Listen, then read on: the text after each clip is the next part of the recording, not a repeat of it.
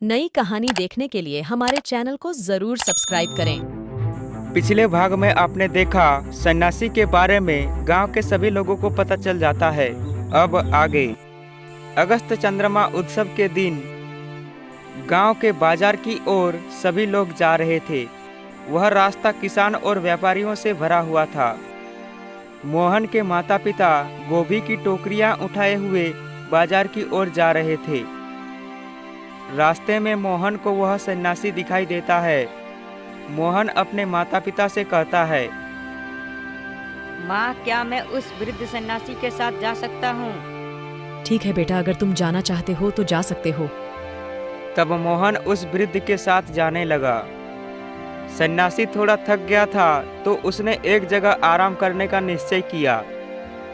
फिर मोहन और सन्यासी एक जगह बैठकर बातें करने लगे। क्यों बेटा मोहन, तुम तो अपने माता पिता के साथ जा रहे थे ना? जी सन्यासी, पर मुझे आपके साथ रहना अच्छा लगता है। सन्यासी जी, मेरे जन्मदिन पर पिताजी ने मुझे पैसे दिए हैं। मैं उन पैसों से एक अच्छा पतंग खरीदने वाला हूँ। पतंग उड़ाना मुझे बहुत अच्छा लगता है। अच्छा मोहन बेटा, अब तो तुम पतंग लेकर ही रहोगे। जी सन्यासी, आपने बिल्कुल सही कहा। चलो बेटा, तब बाजार की ओर निकलते हैं। फिर वो दोनों बाजार की ओर निकल पड़े। जब मोहन और वह सन्यासी बाजार पर पहुंचे, तब उन्होंने देखा कि किसान कमलेश ने भी अपने ठेले पर नाशपातियां लगा रखी थी। मोहन बेटा, मुझे बहुत भूख और प्यास भी लग रही है।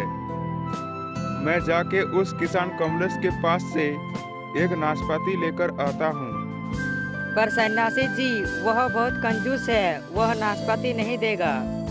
हमारे पूरे गांव में कमलेश जैसा बुरा व्यक्ति और कोई नहीं है। और मैंने तो आपको पहले ही बता दिया था कि इसने मेरे पीछे कुत्ते छोड़ दिए थे। कोई बात नहीं मोहन, मैं एक बार जाकर देखता हूँ। कमलेश, तुम मुझे एक नाशपाती खाने के लिए दे सकते हो? अरे भिखारी, तुम्हें कुछ नहीं मिलेगा।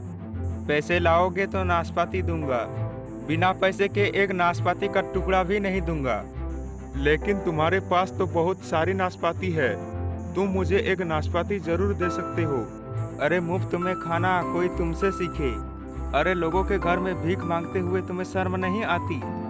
वह दोनों की बात सुनते हुए कुछ लोग उनके पास आते हैं। अरे इतने कंजूस मत बनो, वृद्ध को एक नाशपाती दे दो। अरे वो वृद्ध धन ना कमाने का प्रण लिया है। अरे भैया, अगर इस वृद्ध को खाना नहीं दोगे तो पाप लगेगा। अरे तुम सब के सब मूर्ख हो जो इस ढोंगी सन्यासी के बातों पर विश्वास करता है। चले जाओ ढोंगी सन्यासी, मैं तुम्हें एक नाशपाती का टुकड़ा भी नहीं दूंगा। कमलेश की बात सुनकर वह सन्यासी चुपचाप वहां से चला जाता है। सन्यासी जब मोहन के पास आया तो मोहन ने कहा, क्यों सन्यासी जी, उस कमलेश ने आपको नाशपाती दी?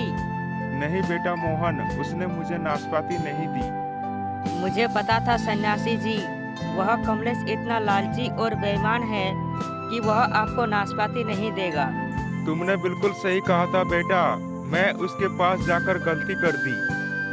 सन्यासी जी, आप यहीं पर रुकिए, मैं थोड़ी देर में आता हूँ। मोहन कमलेश के ठेले के पास जाता है। कमलेश भैया, मुझे एक नाशपाती चाहिए।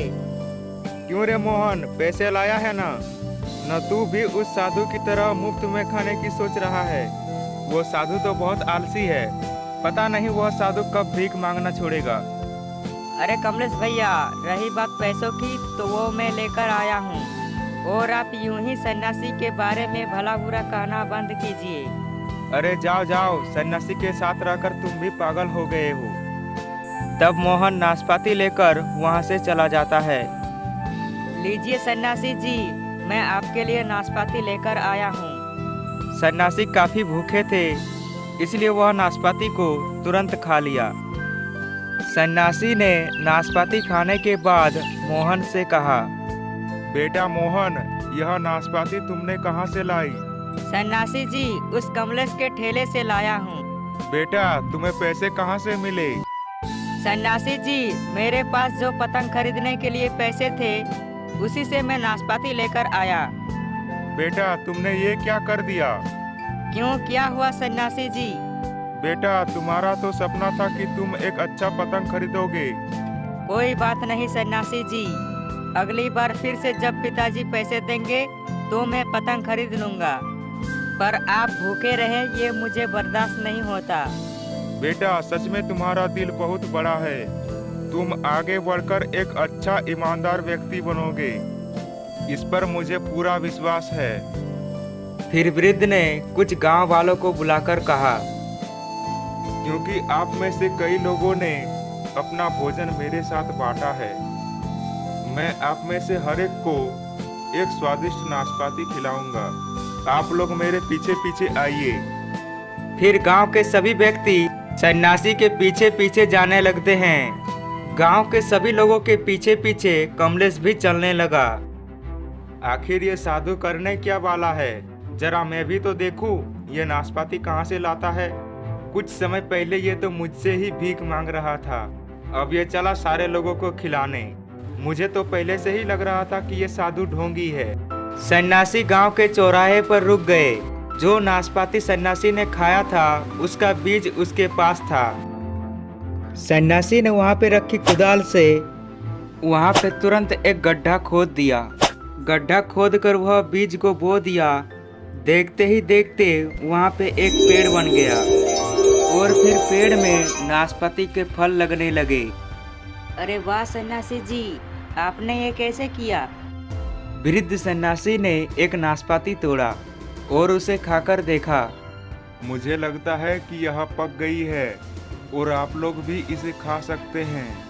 तब वृद्ध सन्यासी ने पेड़ से सारी नाशपाती तोड़ी और हर एक ग्रामीण को बांट दिया। उन्होंने सबसे बड़ी और पकी हुई नाशपाती रमेश को दिया। रमेश ने वह नाशपाती खाकर बोला, वाह सन्यासी जी, नाशपाती मीठी रस भरी और बहुत स्वादिष्ट है। गांव के सभी लोग सन्यासी के जादू को देखकर आश्चर्यचकित रह जाते हैं। अब आखिरी नाशपाती बची है, इसे भी तोड़ लेता हूँ। सन्यासी ने जैसे ही आखिरी नाशपाती तोड़ी, वह पेड़ पूरी तरह से सूख जाता है और उसकी डालियां कमजोर होकर टूट जाती है। तब सन्यासी ने गांव वालों से कहा, गांव वालों, तुम लोग अपनी कुल्हाड़ी से इस पेड़ को काट डालो। इस पेड़ से जितनी लकड़ियां मिलेगी उससे तुम अपने घर में आग जला सकते हो। जी सन्यासी, हम अभी इस पेड़ को काट डालते हैं। तब गांव के सभी लोग उस पेड़ की डालियों को काटने लगते हैं। पेड़ को काटने के बाद जितनी भी लकड़ियां निकली उसे सभी लोग अपने अपने घर ले गए। सन्यासी ने मोहन को एक कागज का टुकड़ा दिया। बेटा मोहन, जब तुम घर जाओगे तो इस कागज को एक धागे से बांध देना और फिर देखना क्या होता है। ठीक है सन्यासी जी, जैसा आपने कहा मैं वैसा ही करूँगा।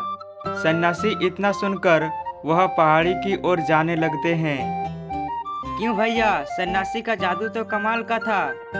अरे हाँ भैया, हमें तो स्वादिष्ट फल भी खाने को मिल गया। सब लोग इकट्ठे होकर जादू के विषय में बातें करने लगे। मोहन अपने माता पिता को ढूंढने निकल पड़ा। तभी किसान कमलेश के ठेले के पास से आवाज आने लगी, मेरा सारा नाशपाती कहाँ चला गया? हे भगवान, आपने मेरे साथ क्या किया? मेरा सारा नाशपाती अचानक कहाँ गायब हो गया? मेरे ठेले का सिर्फ पहिया बचा हुआ है, बाकी सारा सामान गायब हो गया है। तभी मोहन समझ जाता है कि कमलेश के साथ क्या हुआ है। लगता है सन्यासी जी ने जादू से कमलेश की सारी नाशपाती गायब कर दी थी। पहिए को छोड़कर ठेले का अन्य भाग पेड़ बनाने के लिए उपयोग कर लिए थे। कमलेश भी समझ गया कि उसके साथ क्या हुआ है। अरे उस ठग सन्यासी को पकड़ो, उसने मेरी सारी नाशपाती चुरा ली है। जिस तरफ वह सन्यासी गया था कमलेश भी उस तरफ जाने लगता है, लेकिन सन्यासी काफी आगे निकल गए थे, इसीलिए वह सन्यासी कमलेश को दिखाई नहीं देता है। तब कमलेश गांव वालों के पास आकर कहता है, देखा गांव वालों, उसने मेरी सारी नाशपाती चुरा ली। अब तुम लोगों को पता चला कि वह सन्यासी कितना बड़ा चोर है। अरे कमलेश, सन्यासी जी चोर नहीं है, वो तुम्हारी कंजूसी के कारण तुम्हारे साथ ऐसा किया, वरना सन्यासी जी हम गांव वालों के साथ कभी भी कुछ गलत नहीं किया। उस दिन से किसान कमलेश के नाशपाती खोने की कहानी सुनाकर गांव के लोग अपने बच्चों को आज भी सचेत करते हैं। उस मूर्ख इंसान की तरह कंजूसी कभी ना करना। हाँ चाचा जी, हम ऐसा कभी नहीं करेंगे। उस दिन से टोकरी बनाने वाले के बेटे को आकाश में उड़ते हुए पक्षी देखना और वो पक्षी को कभी नहीं पकड़ता था। रमेश का कुआं मीठे स्वच्छ पानी से हमेशा भरा रहता था, चाहे गांव भर में सूखा क्यों ना पड़ जाए। वृद्ध सन्यासी ने मोहन को जो कागज का टुकड़ा दिया था वह एक विशाल पतंग में परिवर्तित हो जाता है। धन्यवाद सन्यासी जी, आपके वजह से मुझे एक अच्छा पतंग मिला। मैं पैसों से कभी इतना अच्छा पतंग नहीं खरीद सकता था। तो दोस्तों, हमें गरीबों की हमेशा मदद करनी चाहिए।